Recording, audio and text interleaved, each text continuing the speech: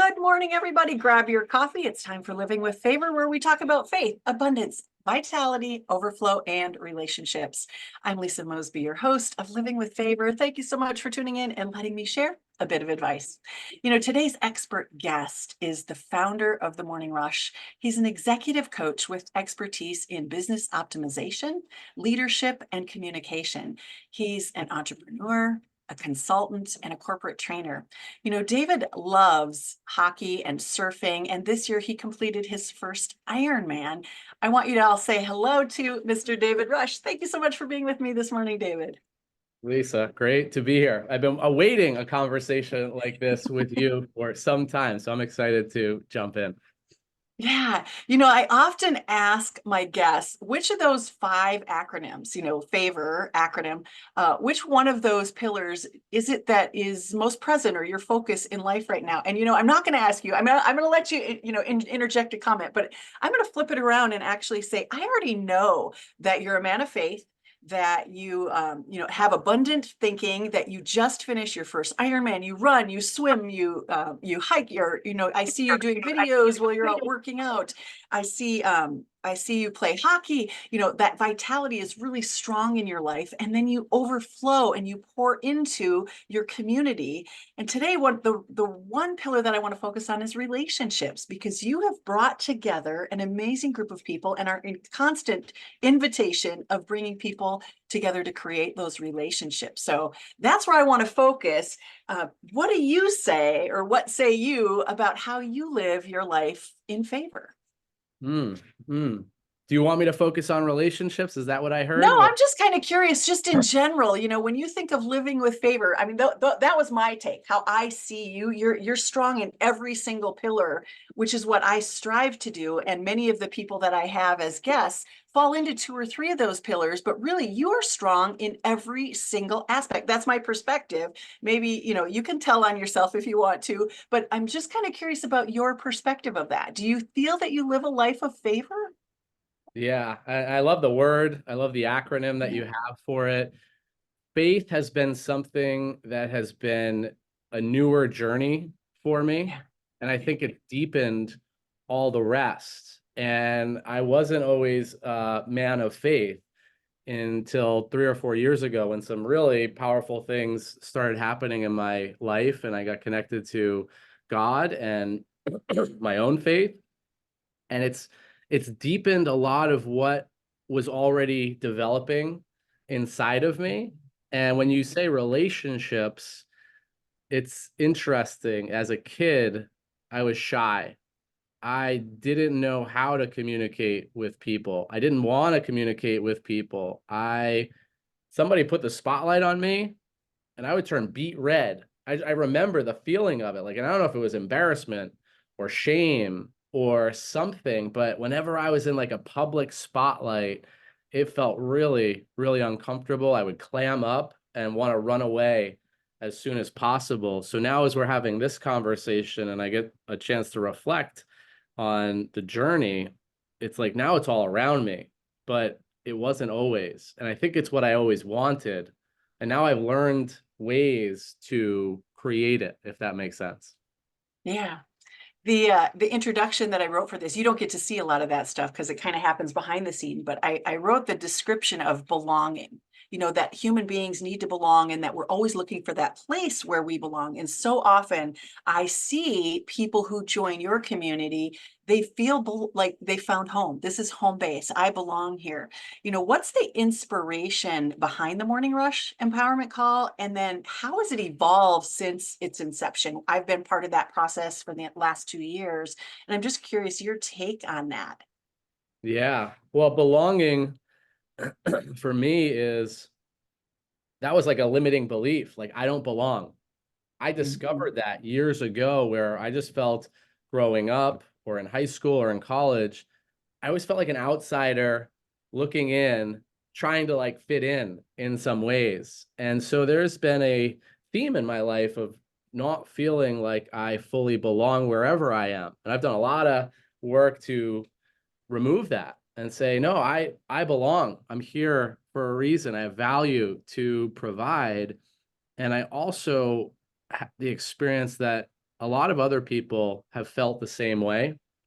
And so I want to create environments where everyone belongs or can belong if that's what they're looking for. And so I've been on a corporate journey, an entrepreneurial journey. And as I've embraced the entrepreneurial side more and more, I realized that a lot of entrepreneurs are, I don't know if the word's lonely, but looking for community because a lot of entrepreneurs are solopreneurs and they don't have access to a community that can really support them. And so, as I was part of another organization and I was leading the morning huddles for the community, I realized when I brought some structure to the conversations that people are looking for a lot of common things. One, I think we're all looking to learn and grow. I think we're looking for a connection. I think we're looking for community. And we're looking for tools that we can go and use out in the world to fulfill on our missions. So the morning rush is really, I say, the morning empowerment call for busy executives. Like I want to empower people to execute. Executive doesn't mean corporate executive. It means you've got a mission or a purpose in your heart and you want to execute upon it. And this is for you if that fits in with you. And we're heart-centered too, heart-centered leaders. I believe everybody's got leadership inside of us, whether you're a mom at home or a dad trying to build business, like we're leading the family, we're leading community, we're leading business. Like inside of each of us, there's a leader and a heart as well. And I think a lot of people don't always have the access to it, even though it's inside of them. And so that's something else I'm passionate about is creating a space where people can tap into all of those things and find the people they want to find, have the tools they need to get to where they want to be and the guidance. So that's kind of maybe a long-winded answer, but I hope that fulfilled on the question. Yeah, it's a great answer. And it brings me back to this morning, of course, there was a morning rush call, and you had mentioned someone shared something interesting about community, like how we show up is the community that shows up for us. Can you speak to that a little bit? It's not just joining. A lot of us do networking and we go to these different events, but how we show up and how we are perceived in that community and how we connect with that community is how we also receive from that community. So, Jackie was the one that shared that comment, and I'd love to hear your perspective on it. Maybe share the comment, the thought that Jackie had in mind, and then elaborate a little bit on that, how you see that in the members in your community. Yeah, and it was a beautiful conversation about givers versus takers. And we were distinguishing like what are the characteristics or what are the actions of a giver? What are the actions of a taker? And as we were having that conversation, we thought about the morning rush community and what it's all about. And we attract a lot of people who are more predisposed to giving. And we said, well, why is that? Well, I think it starts in some ways with me because I'm someone who wants to give to others and like attracts like. And I think when we're building community in any capacity, it's getting clear on who we are, it's getting clear on the community we want to create and the environment that we want to create as well, so that the people that we're looking to meet show up easily. And Jackie said something great about the idea of givers. Like givers, when you're around them, they light you up. Like you feel good. Like you can take a pulse check and say, hey, do I feel good around this person? Do they light me up? Or do I constantly feel uneasy or upset Right. around this person?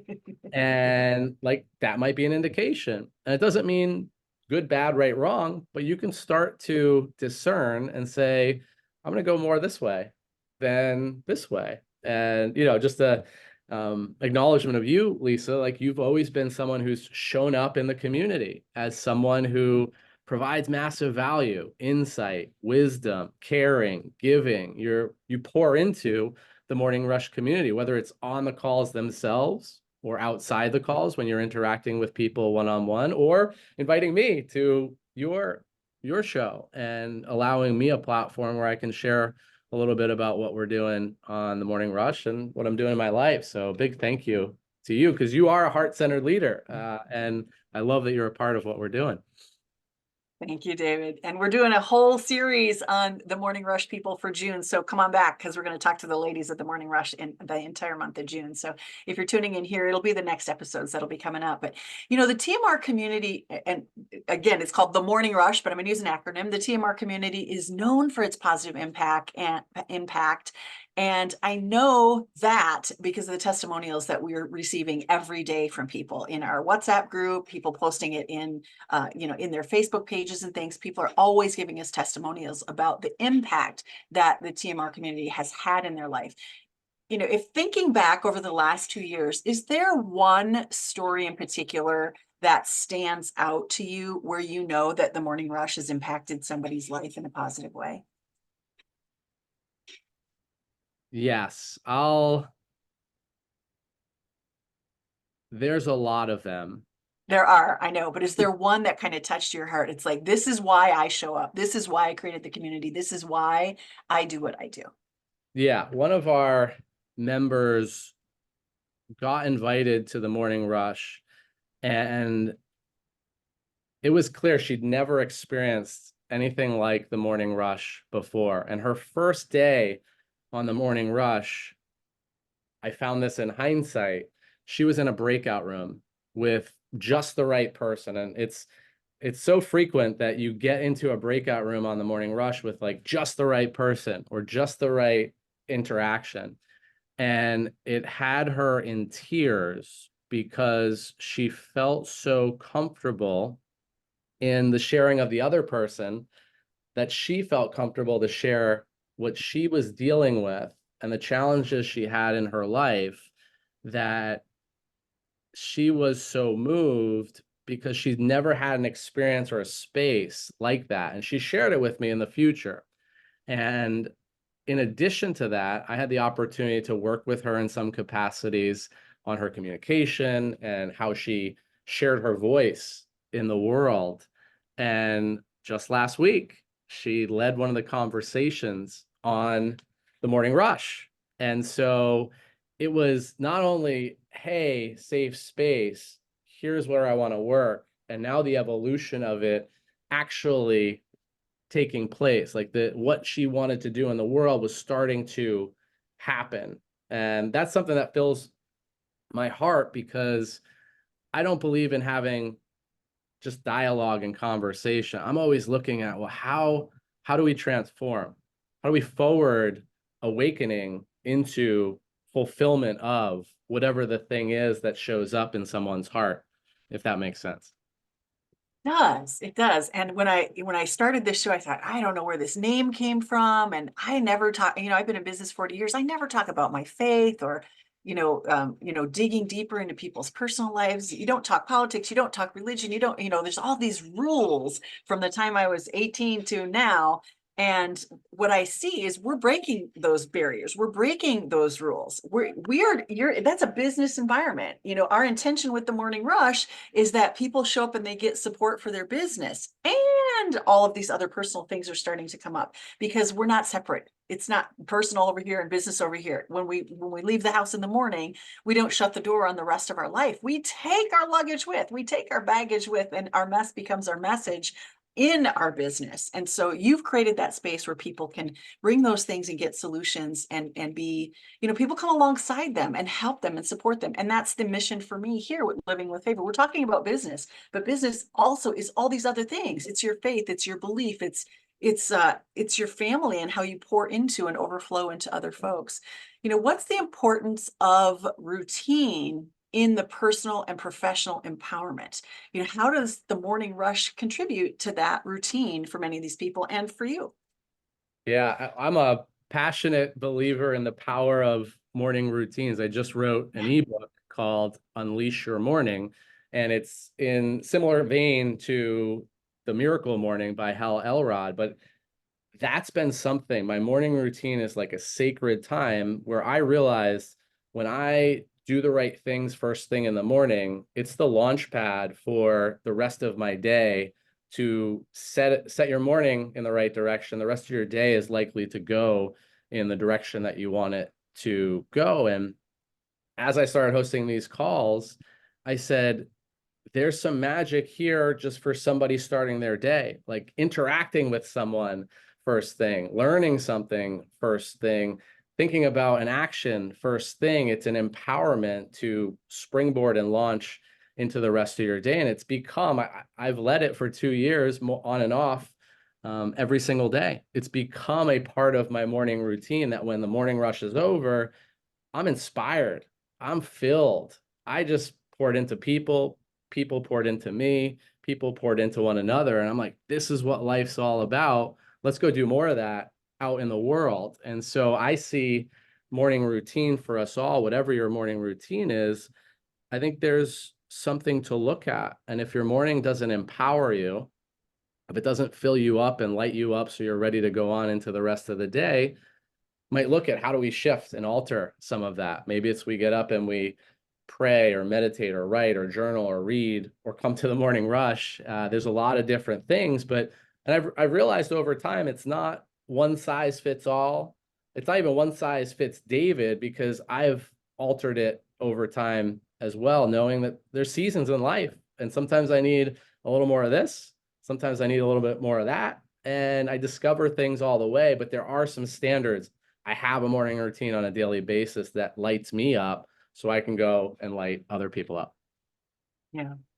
And now you're sharing that stage with other folks. You're not just being the leader, you're leading the leaders. You're teaching people to step into that role and giving up the microphone periodically. I know that I had the pleasure of hosting that on Wednesdays for quite some time, and you're bringing in a lot of the newer folks and exposing them to this to help build confidence, to help give and support them in their mission and vision, and discovering their message and figuring out how to get their voice out there and being able to speak it in and become leaders themselves. So you're growing this community, but you're also growing leaders, and we need more of heart-centered leaders in the world. So that's the beauty to me. When now I just show up and I sometimes I don't even put my face on the screen. I just sit back and I watch, as it's kind of like the lotus flower every morning that opens up and you see the beauty of these individuals coming forth and just like pouring into all the other members. So if y'all haven't had a chance to be on the morning rush, I'm just saying right now, you need to get there. Find us, reach out to me if you need the link. We'll also have the link in the show notes, but we would love to have you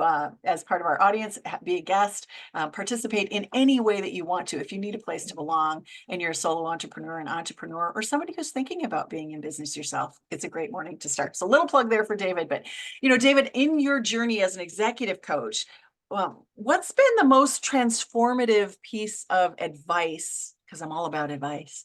Transformative piece of advice that you've given or received. And if you're feeling, feeling like it, give us one of each. Given piece of advice that you've given, or a piece of advice that you've received. Something that has come up recently, because I'm part of another business that I'm a founder in called Treehouse.coach. And we do executive leadership primarily in the solar industry. We went to SolarCon in Salt Lake City, Utah. And as a kid, I played sports. I had a coach. I played ice hockey. I didn't just have a coach for the team. I had a skating coach. I actually had a lifting coach to get stronger. So I had 3 or 4 coaches over the course of time that elevated my performance. And the reason why I share that is because I went around to a lot of professionals at this conference and I said a simple question: do you have a coach? And the majority, if not all, said, I don't have a coach. And if you look at the Michael Jordans of the world, Kobe Bryant's, different people who have performed at high levels, if you ask them if they've had coaches, they don't have just one coach.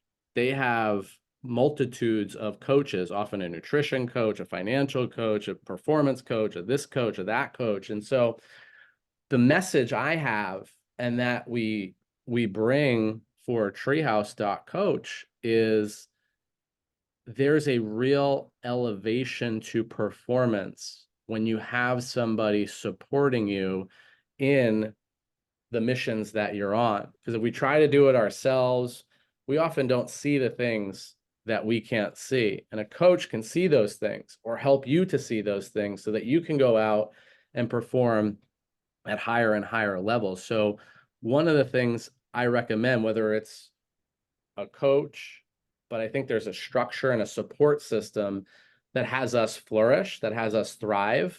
And if we don't have some of those systems and supports in place, we're not going to fulfill as massively on the things that are important to us if those aren't in place versus if those are. So that's one of the tips I say is, how are you supported?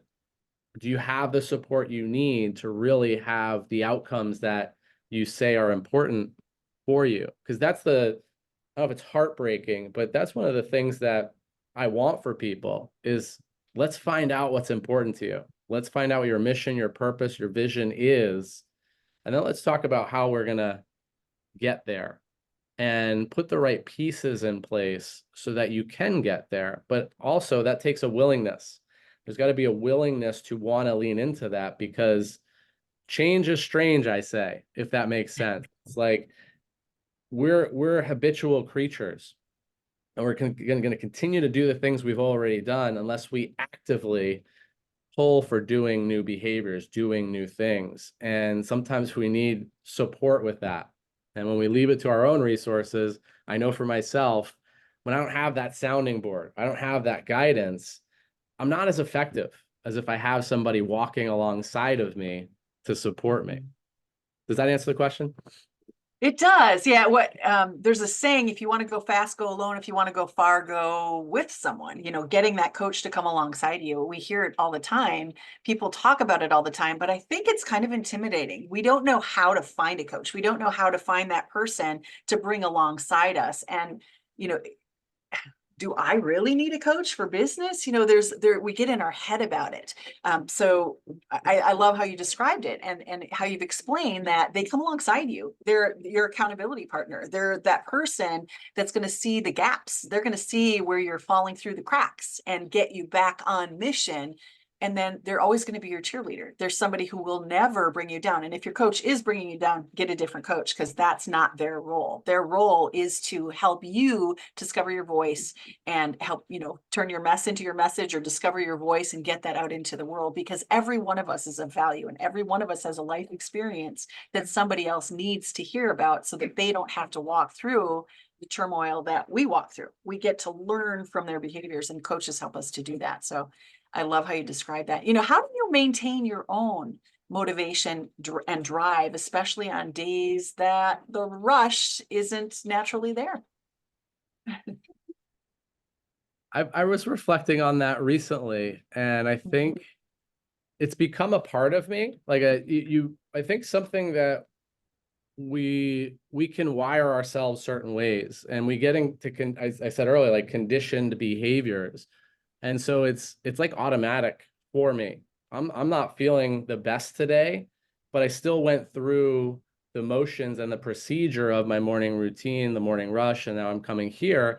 And it's like you get to choose the habits that you want to instill. And so it's habitual for me. I wake up every morning. I intentionally get up early. I do some things that I love to do that empower me. And then I look at, what is it I want to do today? Who do I want to serve today? Where do I want to give today? How am I going to fulfill on the things that I said are important to me? And I even look over top of this computer screen. I've got something on the wall that says the morning rush, everyone thrives. And I've got all the different things that are important to me literally in my periphery. So I'm constantly reminding myself who I am, who I say I'm here to be, what I want to do in the world.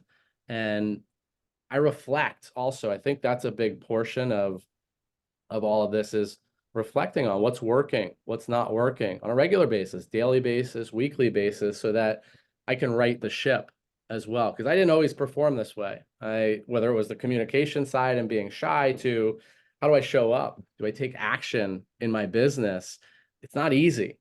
But as you start to build the habits of, this is how I operate, and we raise our minimum standards, that's what I like to say, is like, what's my minimum standard that I'm not going to go below? Like, I'm going to perform at this level, and then I'm going to look at how can I perform at higher and higher levels. And I'm not perfect, that's for sure. But I like to look at, how do I get a little bit better every day? How do I do something that provides value to people each day and just continue to elevate? Yeah. Somebody's always watching. My dad always said, "Hey, somebody's always watching." And then the other one was, everybody has something, everybody has some challenge or disability or trauma, or everybody has something. So we need to give them grace and mercy because everybody has something. And then somebody's always watching. And for me, I think of it as my nieces and nephews.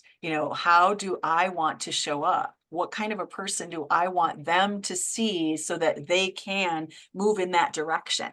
When they see somebody who's successful and competent and secure in their decisions, and I don't know what else, however I would describe myself, but when they see that person versus somebody, who's not those things, somebody who is not providing for the world, somebody who is not giving and pouring into other people, who's not edifying somebody and lifting up, who's maybe negative or down in the down on folks or down on life. It's easy for us to fall into that. So what I'm hearing from you is that it's important how you show up. It's like, people are watching. You have an entire community, hundreds of people who are watching you. And you get to have a bad day, you get to have a day off, but we don't go out in public on those days. We can go in and reflect, and we can spend time with our own emotions and our feelings and get clarity around what's that next step? What do I want to do before I start showing up again? That's what, as you were speaking and sharing that, that's what kind of came up for me, and how it's been a factor in my life. Yeah. What role does the feedback from your community, from our community, the Morning Rush community, play in shaping the content and the direction of the empowerment calls every morning? Yeah, and that's something we've been reflecting on and thinking about, because initially it was just the conversation each and every day, each and every week, and I was coming up with topics, and I would perceptively say, what did the community say last week? What is it that is of interest to them? And so I would be providing things that I thought, and I think a lot of times I was aligned. But what we've started to do is say, even last night we had a leadership call where I said, what do you guys want more of? What's working? What's not working? And so I think in some ways it's vision for what we want it to be, like what do I want the morning rush to be, but also listening to the community and then pairing all of that so we can continually optimize what the community wants. Because I think I love the evolvement of community. Like, how is the community evolving? What does the community want? And let's do that. And let's kind of work around the leaders who have shown up and said, we love this space. We want to do more. And my goal is that everyone thrives. Like, I want the morning rush to thrive, but the morning rush thriving means Lisa is thriving, Elijah's thriving, Heather's thriving, Geraldine's thriving, William's thriving. Like, all these leaders inside the community start to also pour into it. The community pours into them. And then it's this giant ecosystem of what I'll say is like thriving or flourishing. And getting back to the question, I think you need to listen to your people. You need to have a clear vision. Where do you want to go? And then how do you align leadership around it? But sometimes that may alter based on where the community is going as well. So I think there's a balance there, if that makes sense. Yeah. Yeah, I agree. There's totally a balance there because people, it comes back to before we started the podcast, we were talking about we don't know what we don't know necessarily, right? We don't know the questions that we ask. So as a leader, we do need to, guide the ship, so to speak. We need to be adjusting that rudder on the direction that we're going.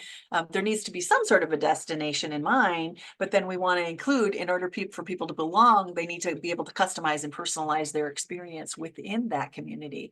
When if somebody were to just start out on this journey, let's just kind of wrap this up here. If somebody were just starting out on this journey into building a community or trying to find a community to be part of, what advice would you give them to maximize their experience and growth within the community? I think first, it's getting clear for yourself what it is you want to create. What's the mission, vision, core values that are important to you so that you can clearly convey them to the people in the community that you want to create. And then it's finding the people who align with all of that, because you want to create a I think, a tribe of people that are on a similar wavelength, so to speak. Like we align on our vision and our views, not saying alternative views are not important and they'll come up. And just to do the thing, because sometimes we hesitate. And there were moments when I left the other community that I was a part of, and I said, there was some value there. And all I said was, I'm going to start a morning conversation. I don't know where it's going to go, but I know it's valuable. I know I lead it well, and I want to do more of it. And that's one way or another how you came into the morning rush early on, because I just sent out messages and I said, hey, I'm going to have a conversation. I'd love for you to be there. And the initial conversations were sometimes 4 people, sometimes 7 people, sometimes 10 people. And it stayed that way for a while. And so my other thing for people is to be consistent, be persistent. I just read that in a book I was reading last night. Like, persistence and consistency is important. So if you're starting out, it may not go the way you expect it to go the first week, the first month, the first year. It's after 2 years now, and we're still figuring out and sorting things out, how to build automations, how to do this, how to do that. So one is clear vision, direction. 2 is consistency and persistence. And then 3 is like build systems. Learn to build systems around what you're doing so that you can just perform in the way that you want to perform. And the other things that may take your time and energy can be either automated, delegated, or eliminated. And I think those are 3 core things that for any leader, we sometimes get, and this is what I find with a lot of leaders I work with, is we'll get pulled in all different directions that are not aligned with our zone of genius. So how do we, when we get pulled, do something to automate that or delegate it so that we can focus where we want to focus, which a lot of times is on the community itself. Focus on the community. Find out what the community wants. They're going to tell you the things that are working, not working, and which direction to forge forward in. Ask questions, constantly be asking, inquiring, rather than telling. But I do want to take a second. I know we're at the end of our time, but I do want to take a second for you to tell the future something. And you mentioned evolving a couple of times in your answers. And I'd love to know, how do you see the TMR community evolving? If we were 5 years, 10 years in the future, what are your aspirations for the impact of TMR? How many lives do you want to touch? Like, let's speak that into the universe and attract it into the TMR community. There's How a do you guy, see it evolving? there's a guy I listened to and he says impact 1 billion. So I'm going to say I want to impact 1 billion. What that looks like is, I think there's something really special. Chris said, like lightning in a bottle, like that is the morning rush. And we've created a very unique space and a very unique environment. And now it's about how do we bring that to more and more people? We have people tuning in internationally.